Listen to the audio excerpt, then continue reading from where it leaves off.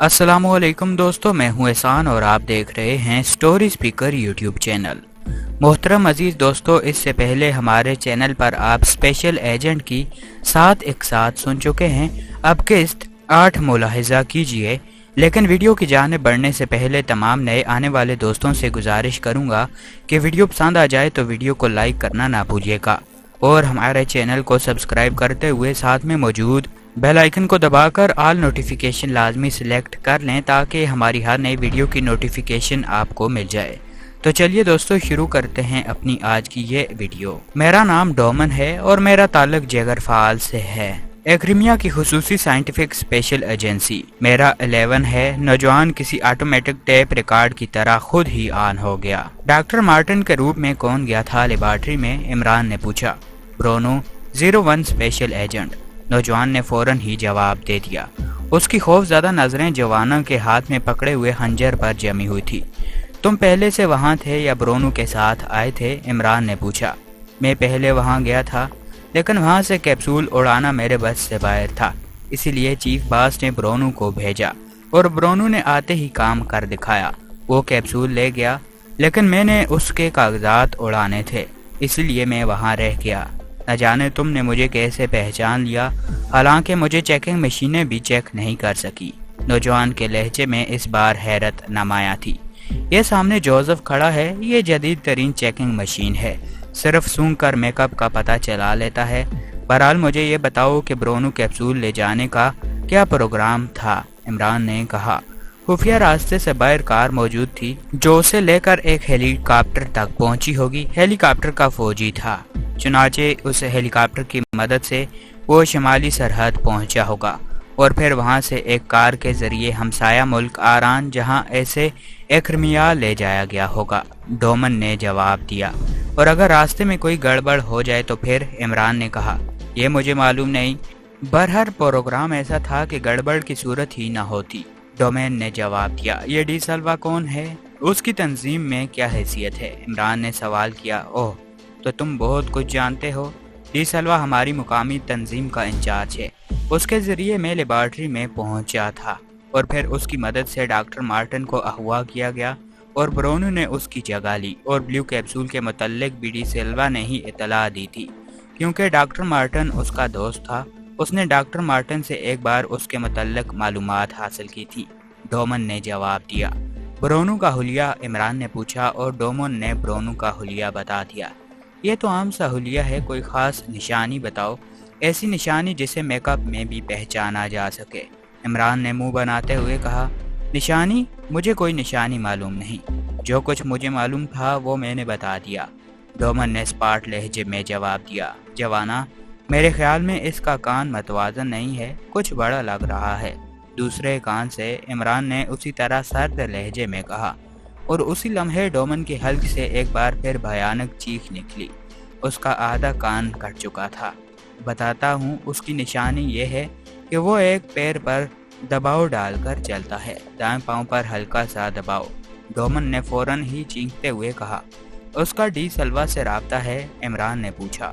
वो इसे जानता है, लेकिन वो स्पेशल एजेंट है, उसका वैसे कोई राब्ता नहीं है। नौजवान ने सर पटकते हुए जवाब दिया और इमरान ने एक तवील सांस लेते हुए जवाना को गर्दन हिलाकर महसूस इशारा किया और दूसरे लम्हे जवाना का हाथ बिजली की सी तेजी से हरकत में आया और खंजर डोमन के दिल में दस्ते तक उतरता चला गया। एक हल्की सी चीख उसके हलक से निकली और फिर इसकी अकलौती आंख बेनूर होती चली गई।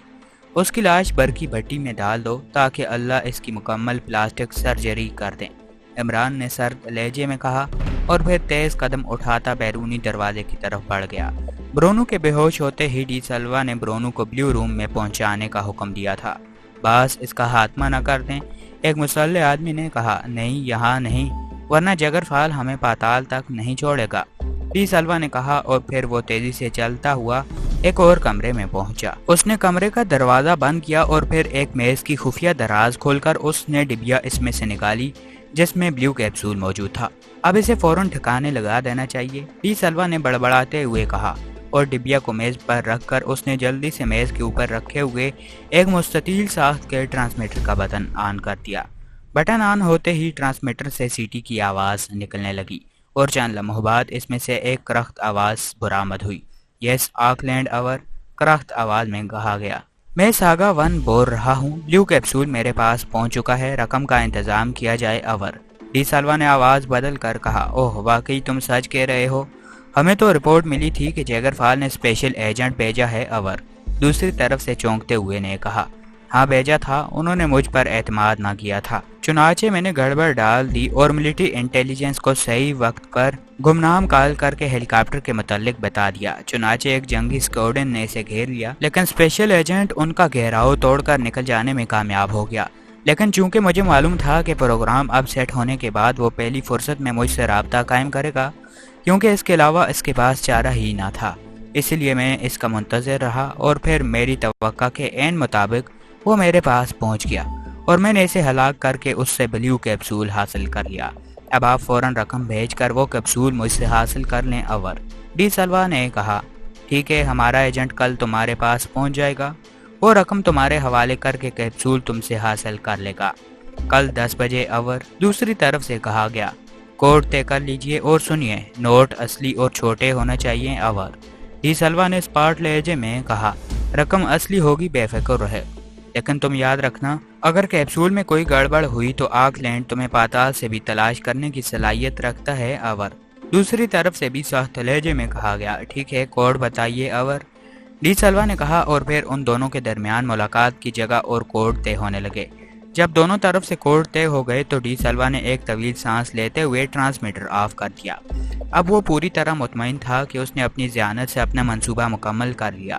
اس نے برونو کو جان بوجھ کر مختلف ممالک کا نام بتا دیا تھا، حالانکہ اس کا تعلق کسی ملک سے بھی نہ تھا، وہ تو بس برونو کو بھیجنے پر اس کے دل میں انتقام جاگ اٹھا تھا، کیونکہ برونو کو بھیجنے کا مطلب تھا کہ چیف باس نے اس پر اس کی صلاحیتوں پر اعتماد نہیں کیا تھا اور اسی لمحے اس نے فیصلہ کر لیا تھا کہ وہ برونو کو شکست دے کر اس سے بلیو کیپسول حاصل کر لے گا اور اس کے بعد اسے کسی مناسب پارٹی کے پاس فروخت کر کے لمبی رقم بھی کمائے گا اور اپنا انتقام بھی پورا کرے گا۔ چنانچہ اسی روز اس نے خفیہ انتظامات کرنے شروع کر دیے۔ اسے برونو کے فرار کے متعلق معلومات حاصل تھیں، کیونکہ ہیڈ کوارٹر کی ہدایت کے مطابق یہ سارے انتظامات اسی نے خود ہی کیے تھے۔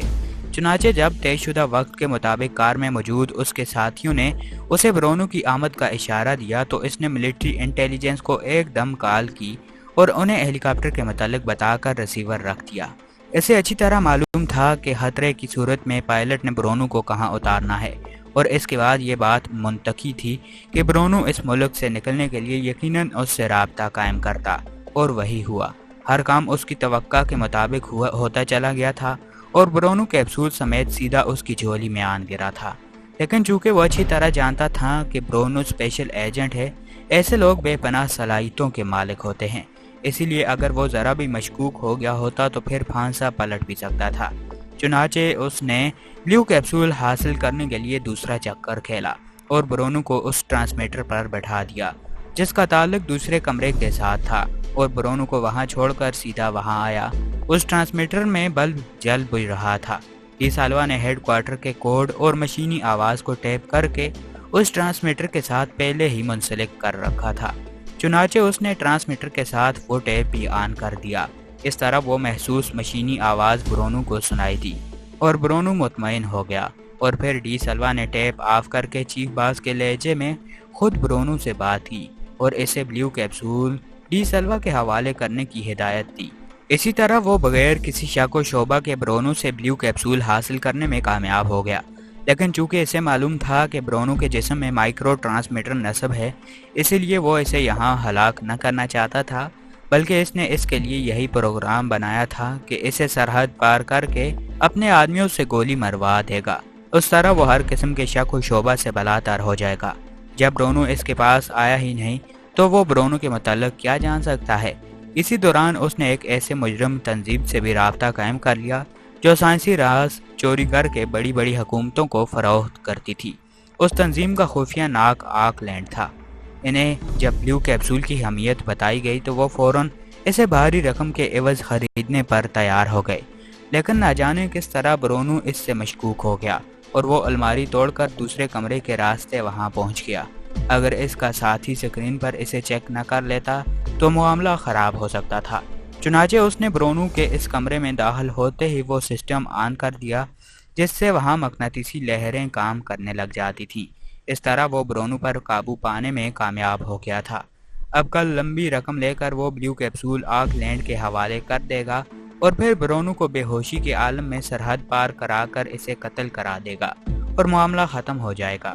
اور اس نے برونو کو سرحد پار کرانے اور قتل کرنے کا منصوبہ سوچنا شروع کر دیا تھا۔ لیکن ابھی وہ بیٹھا سوچ ہی رہا تھا کہ اچانک اس کا ایک ساتھی بوکھلاتا ہوا اندر داخل ہوا۔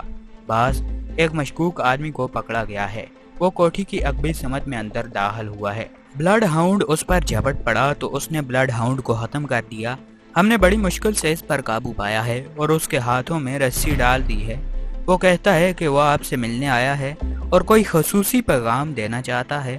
آنے والے نے کہا، مجھ سے ملنے آیا ہے اور ایستے راستے سے؟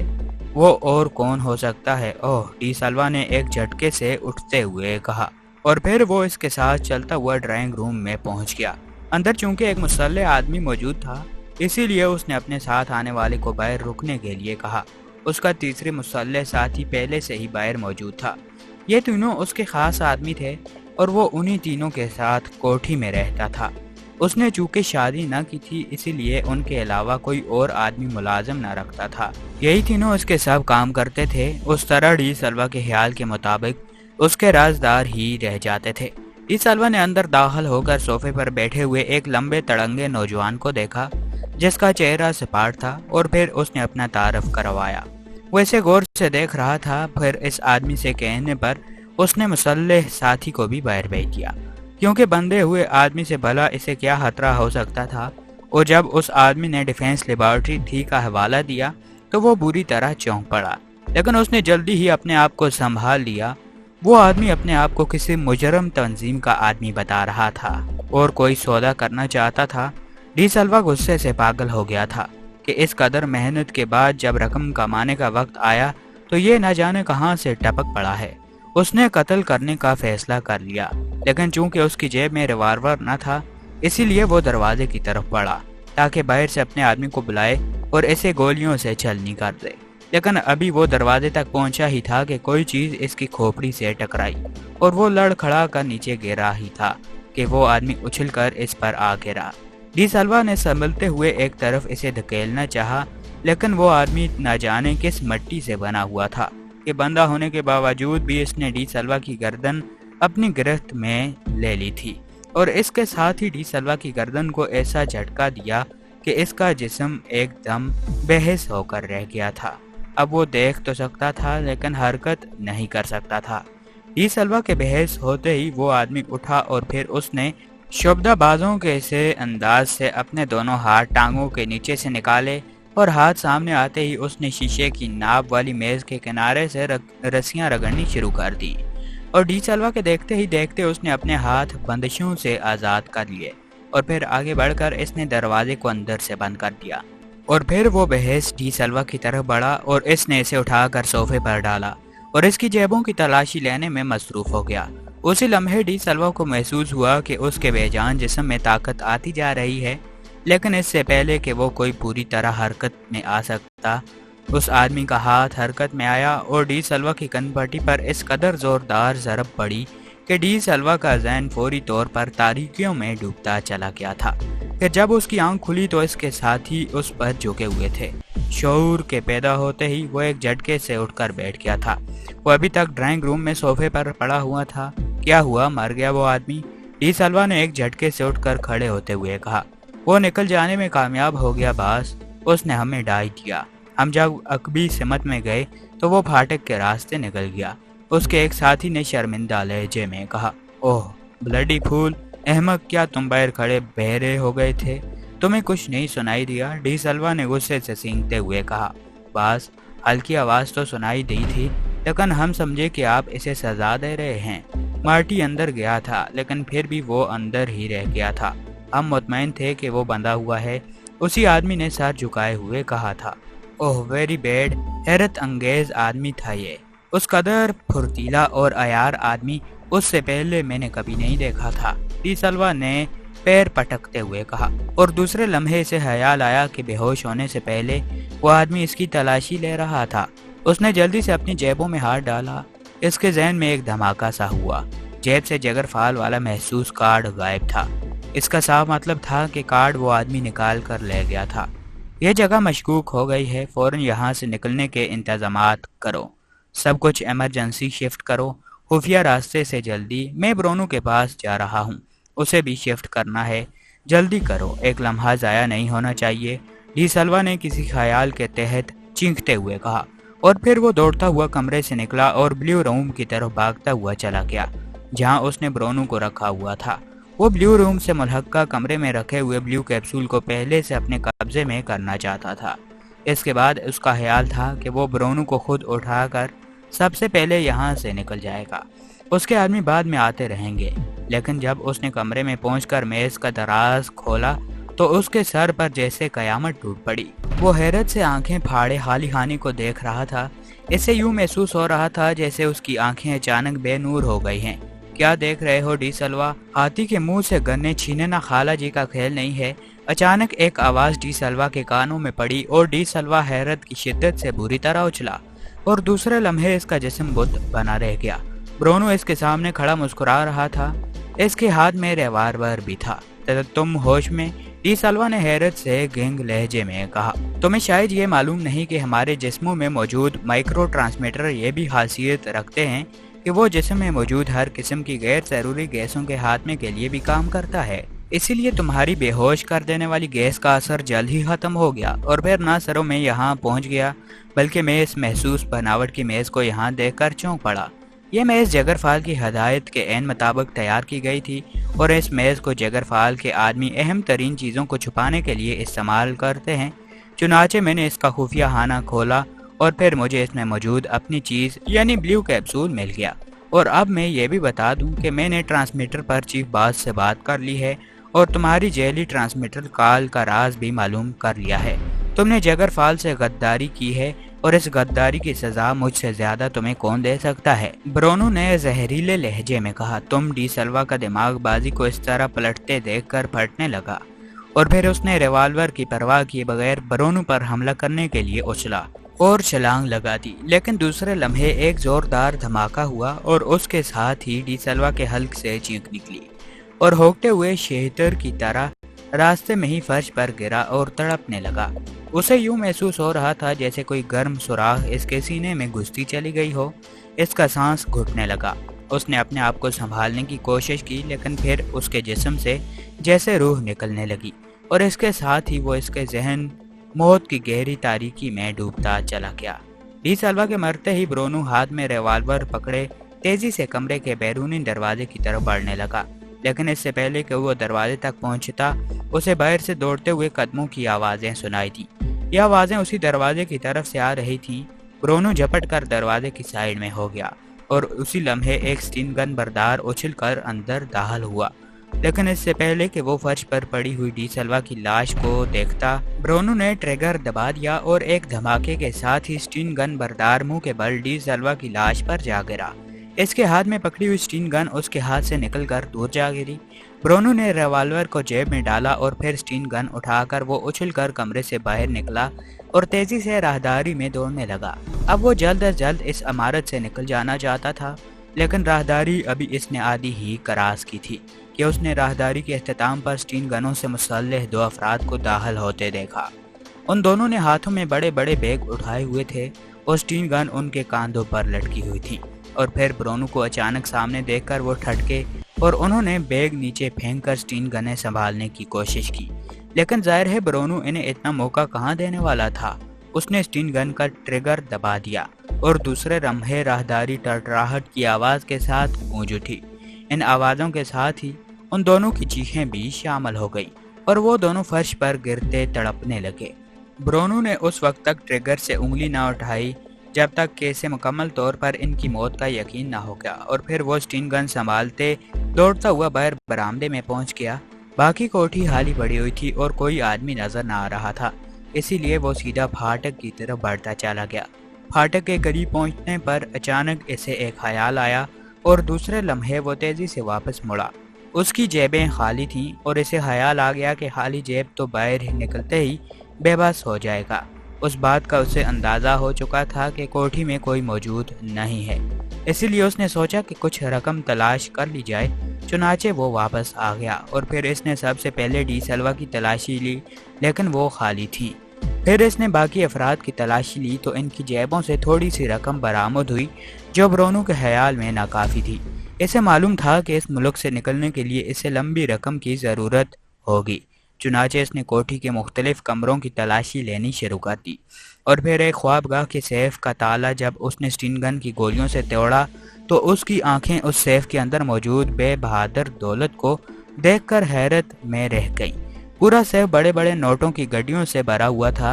उसने जल्दी से गड्डियां उठा कर अपने ओवरकोट की जेबों में डालनी शुरू कर दी, लेकिन अभी सेफ के एक खाने का भी सिर्फ एक होना ही खाली हुआ था कि ब्रोनू की जेबों के उभार होंड की कोहान की तरह बाहर निकल आ गए थे। ब्रोनू ने हाथ रोक लिए और फिर इसने इधर उधर का जायजा लिया तो इसे एक वार्डरोब के निचले खाने में एक अटैची केस नजर आया। उसने अटैची केस उठाकर खोला और फिर उसमें उसने जेबों से गड्डियां निकाल कर रखनी शुरू कर दी। दोस्तों, आज की इस वीडियो में बस इतना ही। उम्मीद है कि आप सबको वीडियो पसंद आई होगी। और दोस्तों, हमारे चैनल पर आज एक स्कैरी स्टोरी अपलोड की है, जो कि अगर आपने नहीं देखी तो आप उसे देख लें। अगर आपको वो वीडियो पसंद आए तो कमेंट करके लाजमी बताइएगा और ये भी बताइएगा कि मज़ीद आप स्कैरी वीडियोस देखना पसंद करते हैं या नहीं। मिलेंगे अगली एपिसोड में, तब तक मुझे दीजिए इजाज़त और अपना बहुत सारा ख्याल रखिएगा। अल्लाह पाक आप सबका हाफिज़ व निगहबान। वालेकुम अस्सलाम।